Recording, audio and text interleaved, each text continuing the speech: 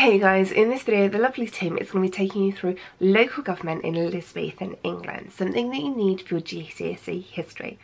Now history is full of tricky dates and names and people doing things that you have to just remember. There's a lot of stuff you need to remember for this, so to help you with all the remembering that you need to do, over on my website there are loads of multiple choice questions for you to help you revise.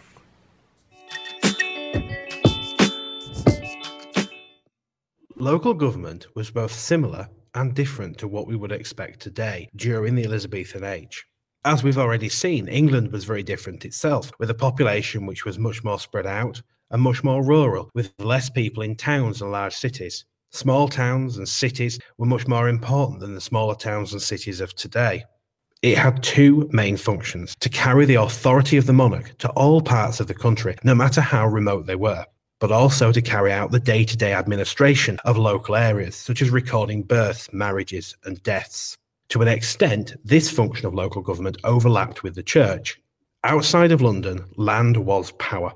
Much of the authority of the crown and the monarch was vested in local nobles, local lords, and local landowners.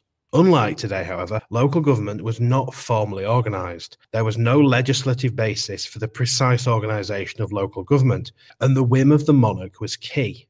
They reorganised local government along the lines they wished to pursue. A key role during the local government of Elizabethan England were individuals known as Justices of the Peace. This was a completely voluntary and unpaid role. They received no funds and could not be forced into the role. It was often taken to increase local standing or to reinforce the authority of a specific noble in a local area. They tried people for very minor offences, such as minor theft, usury or minor financial fraud, and minor social crimes. Typically, these justices of the peace were members of the gentry in what was described as a squirearchy, the dominance and rule over local areas of the land-owning classes and landed gentry. Justices of the peace typically belonged to the same class, the upper middle class or lower aristocracy, and therefore similar background, as members of Parliament. Therefore, both of them had a vested interest in working together to make sure laws were enforced, as enforcing the laws of Parliament would benefit both justices of the peace and the members of Parliament. However, some areas or small towns had such a huge burden of minor crimes, such as usury or burglary, that a justice of the peace was not sufficient. Their workload would be too large, and they could not be found to willingly take on the role. These specific local authorities had to petition the crown, the monarch herself, for funding. With this funding, they could hire a professional, known as a stipendiary magistrate, to do the full-time job of a justice of the peace for a full-time wage. Justices of the peace were not specifically an Elizabethan phenomenon. They had been there previously, and they would continue to be used for centuries. Eventually, they would be phased out as local government became gradually more organised under Acts of Parliament in the 18th and 19th centuries. They can, to some extent, be linked with magistrates today and have many of the same powers that magistrates had today. However, there was much less oversight over justices of the peace. The term sheriff is still in use today in England, although it tends to be in mostly a ceremonial role. In countries which are former British colonies, such as Canada and the United States, the role of sheriff is more relevant and more well-defined.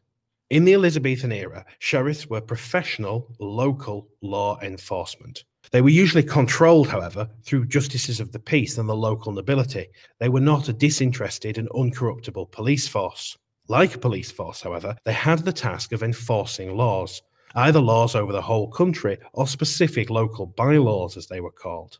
In particular, sheriffs had the task of combating petty criminality, such as bandits or highwaymen that may disrupt the local way of life and local people. Like justices of the peace and members of Parliament, however, these sheriffs were usually drawn from the landed gentry and the upper middle class or lower aristocracy. This further entrenched the authority of the squirearchy and the authority of the local landowning classes. Like so often in the government of Elizabethan England, there were a lot of grey areas and muddled waters. The role of sheriff often intermingled with other local officials. A sheriff, for example, may have also been a local bailiff responsible for collecting debts, or a local magistrate. Lords lieutenants were initially put in place by Henry VIII. The military functions that sheriffs had initially had were transferred to them. Through the reign of Henry and then of Elizabeth, they were the personal representative of the crown in an individual county. They were responsible for raising, training, maintaining and commanding a local militia, making them almost a local warlord or general. After the death of Henry VIII, their role was expanded and solidified under Edward VI and then Elizabeth. In 1550, an act was passed by Parliament to legitimise and formalise their existence, giving them a formal legal structure and an Act of Parliament to back their authority. In 1585, there was a real threat of invasion by Spain. Their presence became needed. They quickly became very widespread across the whole of England in every county, and they also became permanent as they were needed to raise militias in case of invasion by a foreign power. They would continue into the reign of James VI of Scotland, James I in England. Manors, such as the one pictured here, were very large houses, together with the land around them, which collectively was the manor. The word manor did not just refer to the house, but also to its surrounding acreage. The land was usually farmed by small tenant farmers, each of whom would have a small plot with a small cottage. They were loyal to and paid rent to the local lord of the manor. This local gentry and minor nobility had huge power over the local population. For example, tenants who could or would not pay, either in monetary terms or in terms of a percentage of crops, could and would be punished. Most of the population, especially the peasantry, had a very limited or no education, so the political and economic views of the local lord of the manor had a huge influence on them. Often the local lord was the only educated person that they knew. Lords of the manor, however, also had some responsibilities. Minor local grievances, disputes over land, for example, would be taken to the lord of the manor for him to resolve by listening to both sides. They had a duty, as did most local officials, to enforce the will of the crown and the authority of the government and queen in rural areas. Like lords lieutenants, therefore, they were theoretically, at least, supposed to raise a militia in times of need. We can summarise Elizabethan local government in 4 key ways. Firstly, local government under Elizabeth was nebulous. Many different people held power in each specific local area, such as sheriffs, justices of the peace, the church and clergy, lords of local manors, and lords lieutenant. These powers overlapped and intermingled, as did the people occupying these posts. There was no clear chain of authority which one could rise up through with a grievance, for example. And there were competing power centres. It was not always possible to be entirely sure who held absolute power in your local area. Elizabethan local government was also arbitrary. There was little or no redress if local officials were corrupt, incompetent, or malicious. Theoretically, anybody could petition the crown for help, but in reality, this was a distant prospect for many who lacked the ability even to write. The divine right of kings gave each local official the ability to use the undisputed and undisputable authority of the crown and monarch to be a small dictator in their local area, holding power sometimes of life and death over a local population. The personality of your local officials was a key component of what your life was like in Elizabethan England. Elizabethan local government was also personal.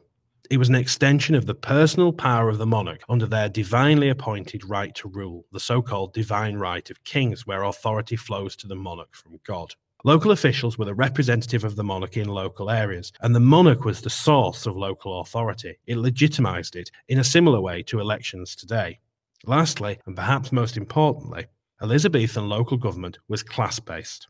Local officials, sheriffs, justices of the peace, and laws were all drawn from the same class, the landowning gentry and nobility. The Council of the North was an example of regional government in the Tudor age, and especially in the Elizabethan age. Many northern parts of England, such as Yorkshire, Northumberland, or Lancashire, were hundreds of miles, and therefore days of travel by walking or horse and cart from London, and therefore hundreds of miles and days from royal authority and the ability of the crown to enforce its will. The monarch, be it Henry VIII, Edward VI, or Elizabeth, therefore needed a reliable regional government in the area.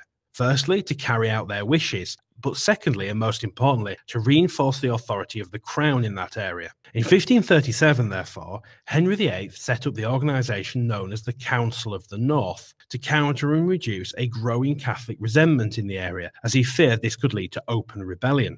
It set up its headquarters in York, which was then a strategically important city, commanding much of the local area. From this base, the council was able to enforce the authority of the king, and then later Queen Elizabeth, and also the wishes of the monarch, and put down any attempts at rebellion in this local area. A second example, or indeed case study, of regional government in the Elizabethan age was the Council of the Marches. In the same way as Northern England, Wales and the borderlands near it were remote from London and therefore remote from the royal authority and the authority of the monarch crown. Traditionally, the Welsh had been rebellious over the previous centuries, which had led to a series of battles, rebellions, and wars in the area, and even a chain of castles being built along the Welsh border. In 1542, the Laws in Wales Act gave this Council of the Marches the legal force it needed, not just the approval of the monarch. And from its base in Ludlow Castle, it became a highly superior form of local government in this area. It maintained the authority of the crown, but it also handled local law enforcement and dealt with disputes.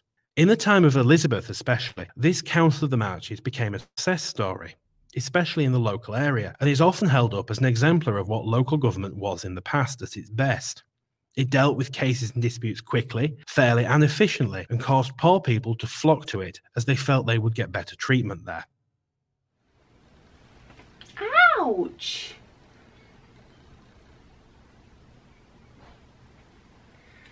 This is why in some videos I have unexplained scratches.